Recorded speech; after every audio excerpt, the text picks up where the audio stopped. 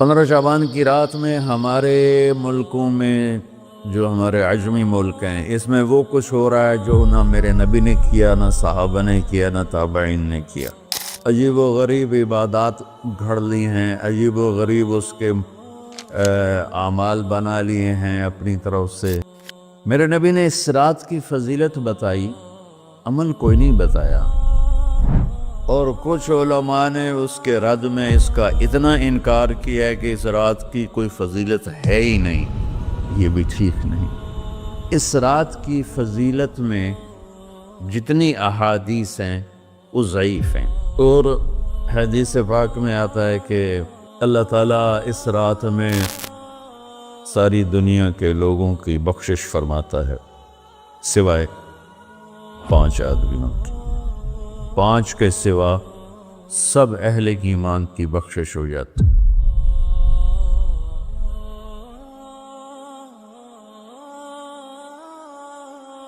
میں 15 شعبان کے حوالے سے بات کچھ کرنا چاہتا تھا اور کچھ رمضان کے حوالے سے۔ 15 شعبان کی رات میں ہمارے ملکوں میں جو ہمارے عجمی ملک ہیں اس میں وہ کچھ ہو رہا ہے جو نہ میرے نبی نے کیا، نہ صحابہ نے کیا، نہ تابعین نے کیا۔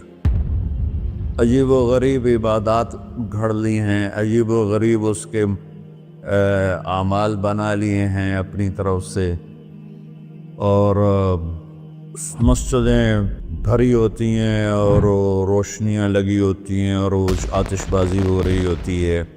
میرے نبی نے اس رات کی فضیلت بتائی، عمل کوئی نہیں بتایا۔ جیسے یہاں کوئی صلاۃ تسبیح کی جماعت کرا رہے ہوتے ہیں، کوئی اجتماعی تہجد پڑھ رہے ہوتے ہیں، کوئی دیگیں چڑھا رہے ہوتے ہیں، کوئی آتش بازی کر رہے ہوتے ہیں، تو وہ اس میں اتنا غلو ہو گیا ہے کہ یہ بھی ٹھیک نہیں۔ اور کچھ علماء نے اس کے رد میں اس کا اتنا انکار کیا ہے کہ اس رات کی کوئی فضیلت ہے ہی نہیں۔ یہ بھی ٹھیک نہیں۔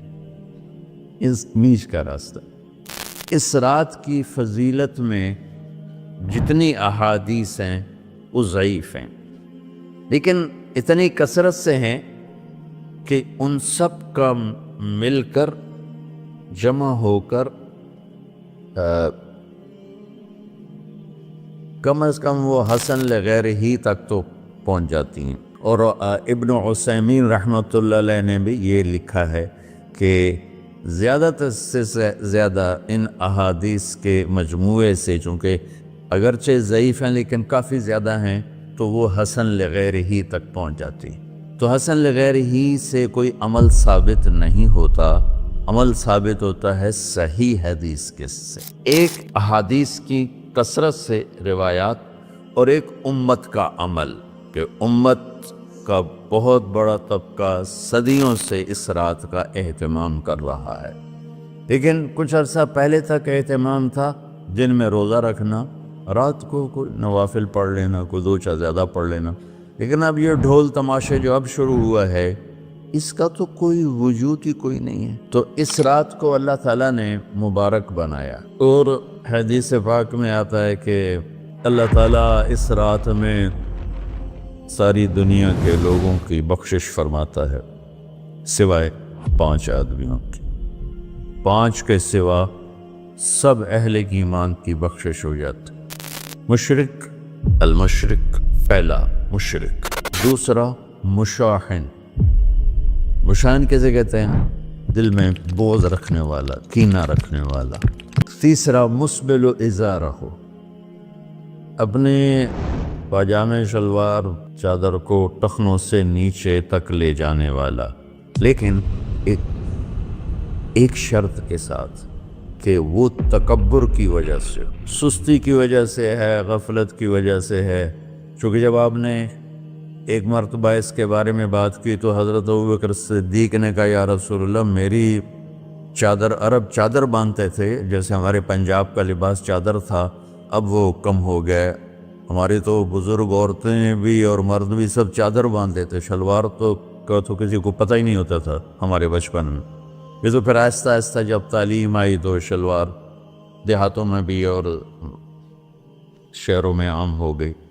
تو اگر وہ اس لیے لٹکا رہا ہے کہ طبیعت میں تکبر ہے، پھر اس وعید کا وہ حقدار ہے۔ اگر ویسے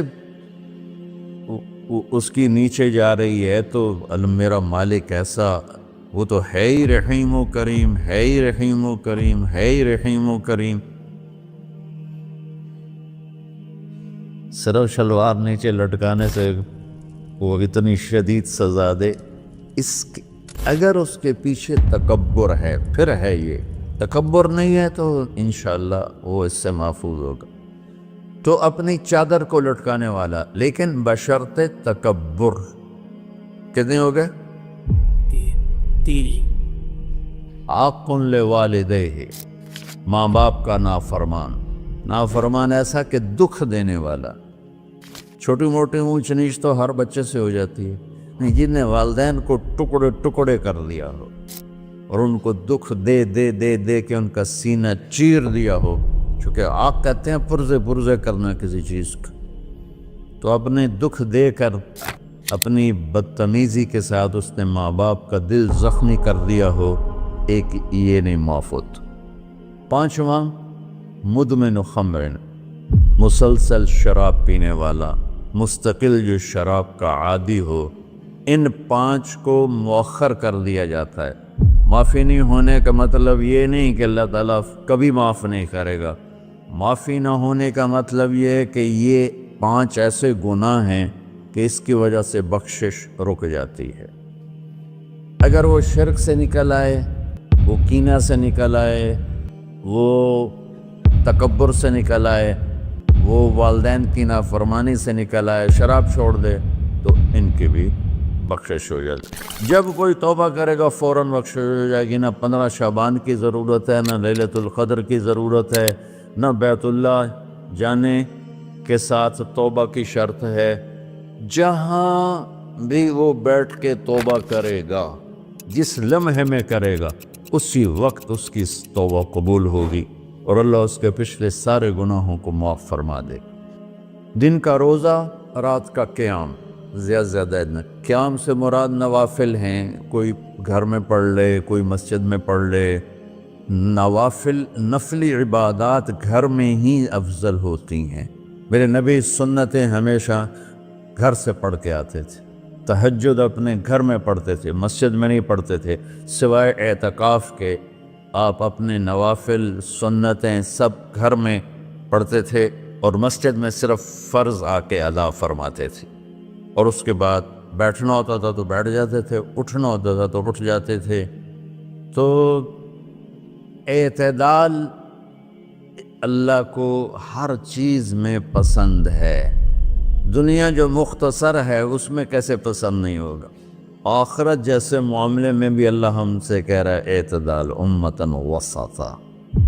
ایسے عیسائیوں کی طرح ترک دنیا بھی نہ کرو، یہودیوں کی طرح دنیا کے پیچھے نہ پڑ جاؤ، رزق کے حلال بھی کماؤ، اپنے بچوں کو بھی دیکھو، اپنے فرائض کو بھی دیکھو جو دنیاوی ہیں، اور اللہ سے بھی اپنا معاملہ ٹھیک کرو اور درست کرو۔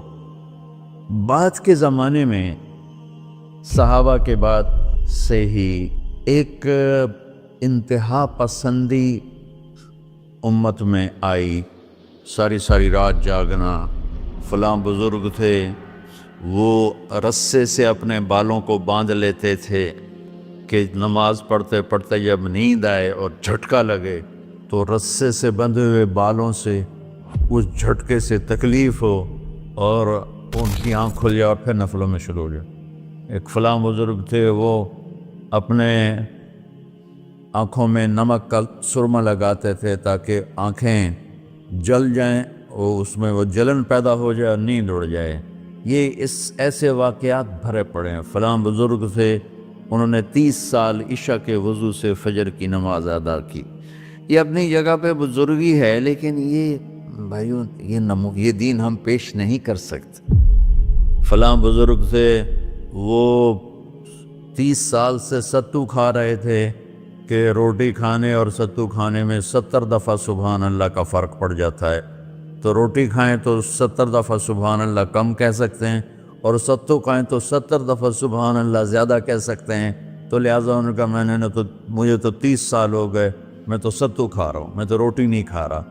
یہ دین نہیں ہے، یعنی یہ وہ دین نہیں جو ہم انسانیت کو پیش کر سکیں۔ یہ تو لوگوں کو دوڑانے والی بات، یہ رہبانیت کی شکل ہے۔ یہ وہ دین نہیں جو ہم لوگوں کو پیش کریں گے تو وہ کہیں گے واہ واہ واہ واہ کیا دین ہے بھائی، قبول کرو۔ یہ ایک قسم کا غلو آیا۔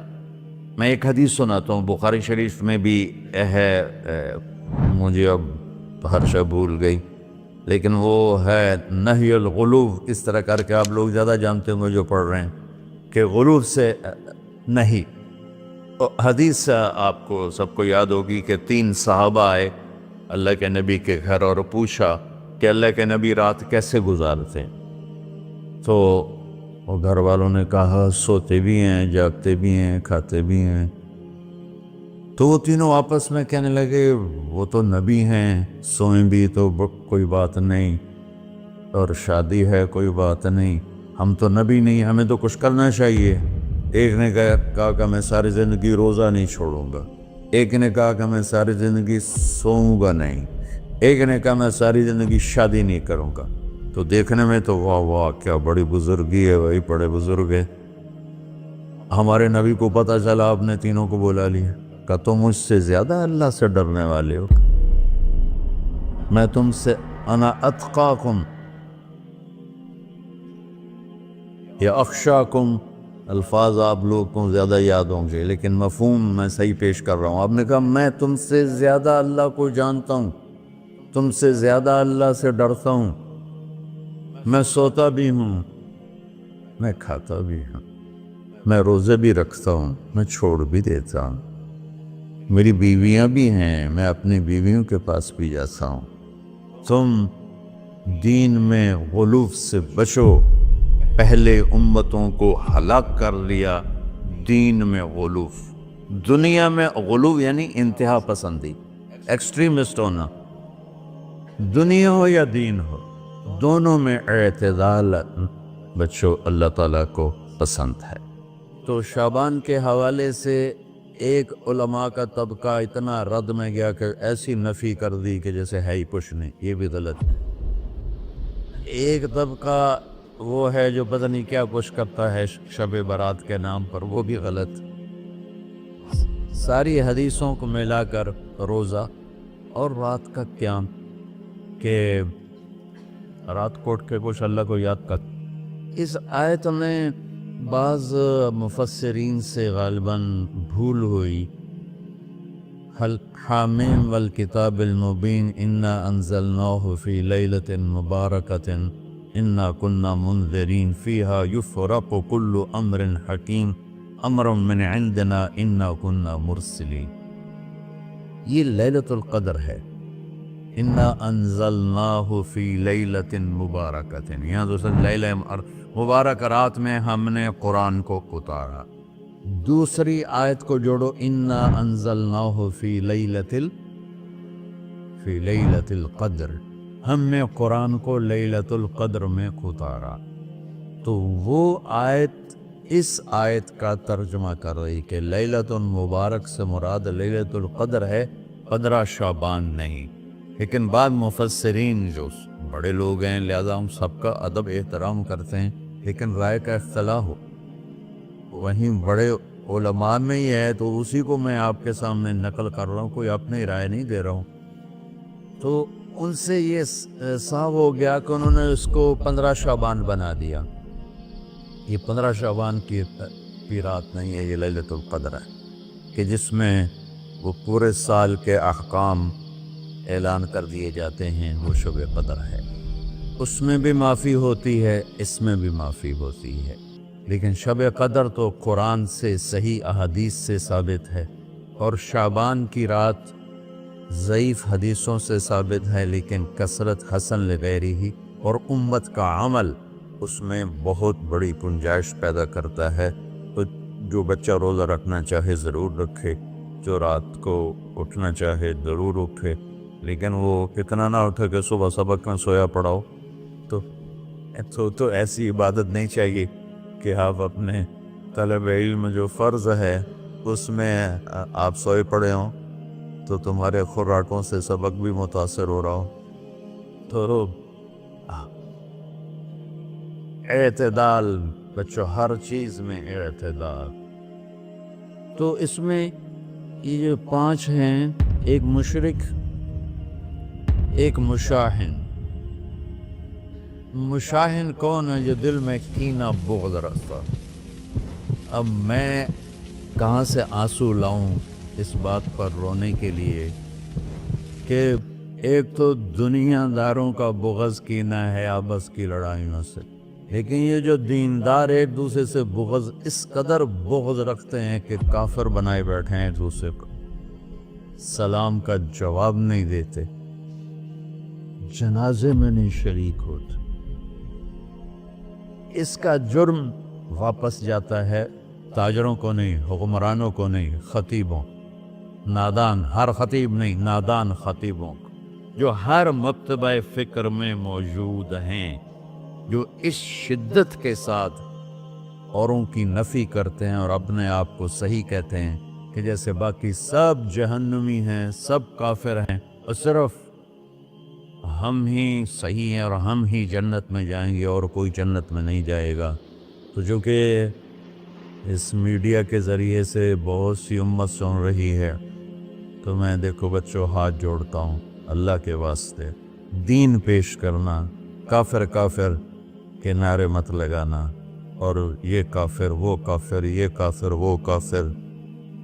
اللہ بڑا کریم۔